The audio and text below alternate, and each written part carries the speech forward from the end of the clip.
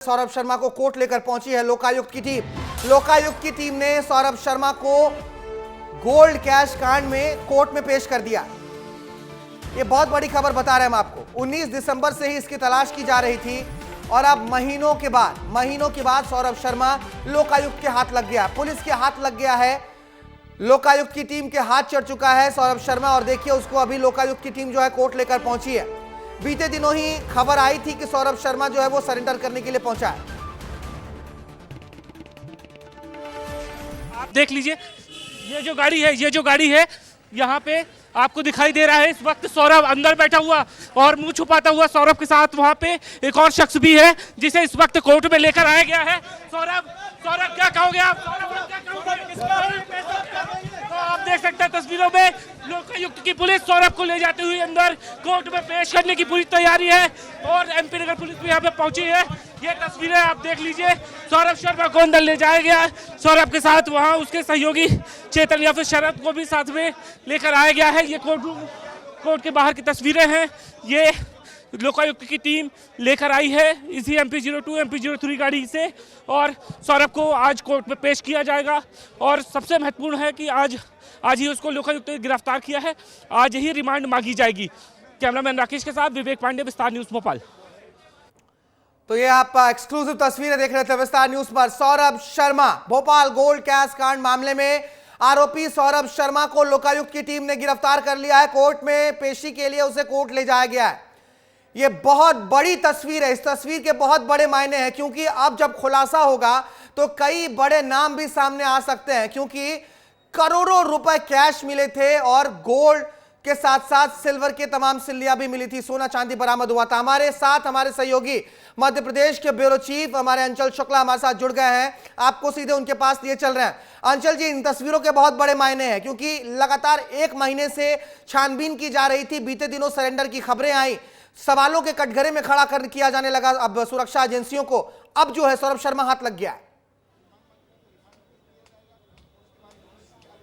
बिल्कुल बिल्कुल, देखिए इस वक्त की बड़ी खबर है और विस्तार न्यूज़ पर एक्सक्लूसिव तस्वीरें आप देख रहे हैं कि न्यायालय में पेश किया है लोकायुक्त ने सौरभ शर्मा को। और अभी मैं यहाँ के आपको हालात दिखाऊं अगर न्यायालय के बाहर के, तो देखिए पूरा मीडिया यहाँ पर पटा हुआ है और इसके साथ में यहाँ पर लोकायुक्त की टीम और काफ़ी मात्रा में पुलिस बल लगाया गया है। और लोकायुक्त ने आज सुबह उसे पकड़ा था, कल आवेदन दिया था उसने वकील के माध्यम से और अपील की थी कि उसकी जान को खतरा है, चाहे वो जाँच एजेंसियाँ हों, चाहे वो राजनीतिक हमला हो या टॉर्चर होने का डर की बात उसने कही थी और उसने न्यायालय में सरेंडर करने की बात कही थी। लेकिन आज सुबह 11 बजे उसे न्यायालय में सरेंडर करना था, लेकिन इससे पहले ही लोकायुक्त पुलिस ने उसे गिरफ्तार कर लिया और सुबह से ही उनसे पूछताछ चल रही थी। सौरभ शर्मा से लगातार लोकायुक्त पुलिस पूछताछ कर रही थी, 100 से ज्यादा सवाल उससे किए गए हैं और इसके बाद उसे जो है तो ले आकर के अभी न्यायालय में प्रस्तुत किया गया है। और अब कितने दिन की रिमांड मिलती है ये थोड़ी देर में पता चलेगा। लेकिन जिस तरीके से ये पूरा कांड हुआ था, काली कमाई का पूरा ये जखीरा 19 दिसंबर को इसका खुलासा हुआ था और इसके बाद से लगातार तीन जांच एजेंसियां सहित पुलिस उसकी तलाश कर रही थी,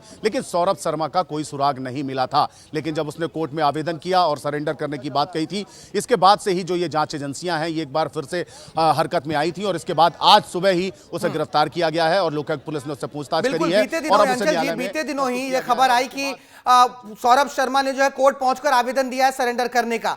तमाम जांच एजेंसियों पर सवाल उठने लाजमी भी थे कि महीना बीत गया, लोग कह रहे थे कि विदेश भाग गया सौरभ शर्मा और वो यही भोपाल में रहकर वो व्यक्ति जाता है, आवेदन दे देता है सरेंडर का, बाद में उसके आज जाकर सुबह उसकी गिरफ्तारी हुई है। तो जांच एजेंसियों पर भी तो सवाल उठा है बीते एक महीनों में।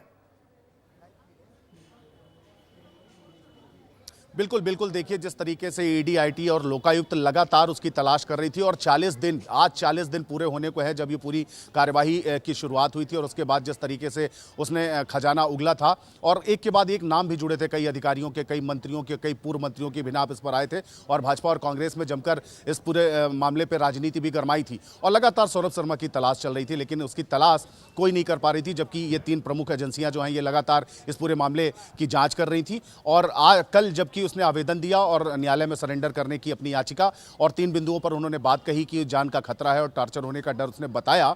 उसके बाद आज 11 बजे उसे प्रस्तुत करना था और इसके बाद जब वो न्यायालय आ रहा था तभी उसको लोकायुक्त पुलिस ने धर दबोचा और इसके बाद सुबह से उससे पूछताछ कर रही थी और अभी शाम को उसे न्यायालय में लाकर प्रस्तुत किया गया है। भारत, अंचल जी, कितने दिन का रिमांड मांग सकती है, कितने दिन का रिमांड मांग सकती है लोकायुक्त की टीम, क्योंकि 3 जांच एजेंसियां काम कर रही है, ईडी भी है, आईटी भी है, लोकायुक्त की टीम भी है। भारत, मुझे लगता है कि तीनों ही एजेंसी अलग अलग रिमांड मांगेगी और मुझे लगता है कि 1 हफ्ते से ज़्यादा का समय हर एजेंसी को चाहिए, क्योंकि जो मामला है वो इतना बढ़ चुका है और इसमें कई लोगों के नाम सामने आ सकते हैं और भी काली कमाई जो है उसका और भी खुलासा हो सकता है, क्योंकि सौरभ शर्मा वो प्रमुख अभियुक्त है जिसके सामने आने के बाद ही कई सवालों के जो जवाब हैं वो मिलेंगे, चाहे वो लोकायुक्त हो, चाहे वो आईटी हो, चाहे वो ईडी हो, इनको मिलेंगे।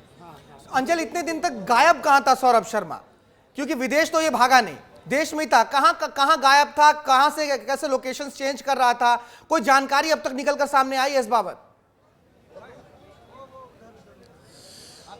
भारत, देखिए जिस तरीके से इसका काली कमाई का पूरा खजाना था और इसके संबंध यहाँ वहाँ जोड़े जा रहे थे, इसके तार जोड़े जा रहे थे, चाहे वो अधिकारी हो, चाहे वो व्यवसायी हो, चाहे वो उद्योगपति हो, चाहे वो राजनेता हो, तमाम लोगों से इसके संबंध जो है जोड़े जा रहे थे और जो इसके पास से दस्तावेज मिले थे, जिस तरीके से नाम आए थे, कई अन्य लोगों पर भी कार्रवाई हुई थी। तो ये बात तो तय है कि इसकी जो पहुँच है वो बहुत ऊपर तक थी और इसके कई लोगों से संबंध थे। तो निश्चित रूप से ये तो बात तय है कि ये देश से बाहर नहीं गया था और जा भी नहीं सकता था, क्योंकि जिस तरीके से कार्रवाई हुई। लेकिन एक बात तो तय है कि इसकी पहुंच दूर तक इसलिए थी क्योंकि लोकायुक्त की कार्रवाई और ईडी के छापे के पहले ही वो फरार हो गया, जो कि जानकारी लगना बहुत आसान नहीं होता है। तो ये चीज़ तो तय है कि कहीं ना कहीं अंदर खाने से इसके पास खबर पहुंच रही थी और पूरी जो फील्डिंग है वो करने के बाद, क्योंकि 3 जांच एजेंसियां इस पर शिकंजा कसने में नाकामयाब रही थी और जब इसने सरेंडर करने की बात कही, इसके बाद ये फिर से एक बार हलचल में आई और आज सुबह जब वो सरेंडर करने न्यायालय पहुंच रहा था तब उसको गिरफ्तार किया है। तो निश्चित रूप से ये बात तो तय है कि पहुंच दूर तक है सौरभ शर्मा की। पहुंच दूर तक है, लेकिन अब जो है वो गिरफ्त में आ चुका है, तो निश्चित तौर पर बड़े खुलासे भी होंगे। हालांकि अब देखना होगा कि कितने दिनों की रिमांड जो है सौरभ शर्मा की दी जाती है और किस तरीके से 3 जांच एजेंसियां अलग अलग रिमांड इनके मांगती है। आप नजर बनाए रखिएगा अंचल जी तमाम गतिविधियों पर। बहुत शुक्रिया आपका तमाम जानकारियों के लिए।